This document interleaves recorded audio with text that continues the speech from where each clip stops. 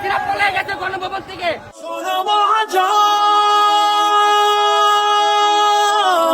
আমি নয় তো একজন। শোনো মহাজন, আমরা অনেকজন।